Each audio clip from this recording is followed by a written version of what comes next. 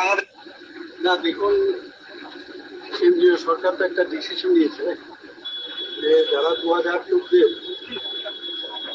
December পর্যন্ত যারা পাকিস্তান, বাংলাদেশ, আফগানিস্তান এইসব জায়গা থেকে যারা ধর্মীয় সন্ত্রাসের শিকার, তারা যদি ভারতবর্ষে আসে এবং তাদেরকে কিন্তু মানে মান্যতা দেবে, এরপরে যারা আসবে তাদের মান্যতা দেওয়া হবে।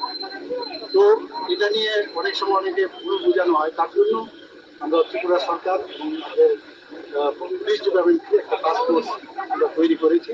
এইরকম কেউ আছে কিনা, মানে কাজটা কি থাকে? তাতে তো এরকমই কোথাও কোনো এরকম অনুপ্রবেশ আছে কিনা বা 2014 পরে আছে কিনা কোনো লোক, এই বিষয়গুলো ওরা টোটালি দেখবে এবং রিসেন্টলি কোনো অনুপ্রবেশ আছে কিনা এই বিষয়গুলো সব দিক দেখবে।